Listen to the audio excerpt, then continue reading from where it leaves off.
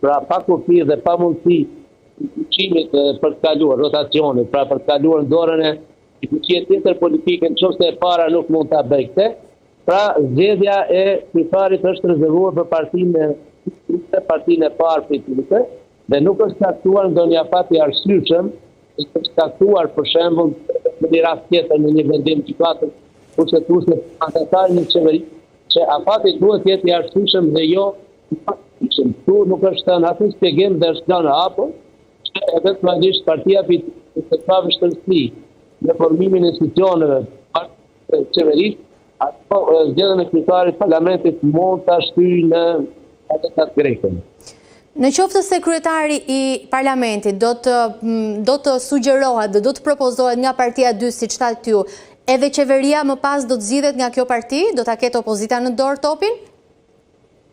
Po, sipas kushtetutës, po kjo parti që si ky koalicion, partish e ka të drejtën që të fitoj mandat, ta kërkoj dhe ta fitoj mandatin për mandatarin e qeverisë së re nga presidentja e vendit, pasi ta mandatoj, nëse ajo konsultohet me subjektet politike dhe është e bindur që kjo parti, respektivisht ky koalicion, mund ta themelojë qeverinë, atëherë ajo e mandaton atë dhe mandatari është i obliguar që në fakt për 15 ditësh ta bindë presidentën dhe ta shtojë çështjen në kuvent. Kuvendi pastaj në shumicë votash nëse i ka 61 plus, do të thotë vota nga 120 deputet ose votues potencial, mund ta themelojë qeverinë. Nëse ky nuk mundet, atëherë kushtetuta thotë që një tjetër parti politike dhe një vendim, përsëri këtu kemi një vendim të gjykatës kushtetuese që në një mënyrë në një tjetër siguron kushtetutarinë e kushtetues, polit ai komplikacionet, mundet një parti e dytë e treta apo X parti nëse ka numrat, 61 deputet, mund ta themelojë ajo, mund ta themelojë para qeverinë, dhe nëse kjo nuk është e mundur, edhe herën e dytë atëherë presidentja e vendit është detyruar që të shpallë zgjedhje të jashtëzakonshme dhe të parakohshme.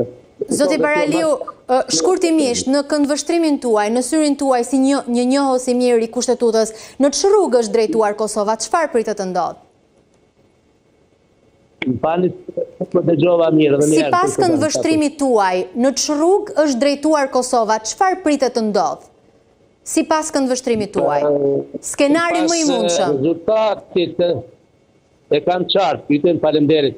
Bazuar në rezultatet të zgjedhjeve, votuesi kosovar, pra kësaj radhe nuk ka pasur bindje të mjaftuar që përsëritja jap 50% partisë fituese në zgjedhjet e 21-shit, pa në 2021 mirë tash, por kësaj radhe në një orë tjetër e ka shpërnda votën nëpërmes politike dhe në këtë mënyrë kemi një pozicion kanë shumicën, kanë lehtë ta krijojnë shumicën, prandaj do të kenë vështirësi nëse në rast par partia fituese me koalicionin e saj pretendon ta bëj, si duket edhe shihet që ka vështirësi, ndërkohë që edhe opozita pastaj nëse i shohet radha, edhe ajo do të ketë vështirësi për të bënë qeverisë. Ajo qeverisë çfarëdo që të jetë do të jetë mjaft fragjile dhe përkohshme sepse nuk është stabile dhe nuk mund të jetë e qëndrueshme. E qartë. Ju falenderoj shumë që ishit sot me ne dhe ndat opinionin tuaj. Faleminderit juve.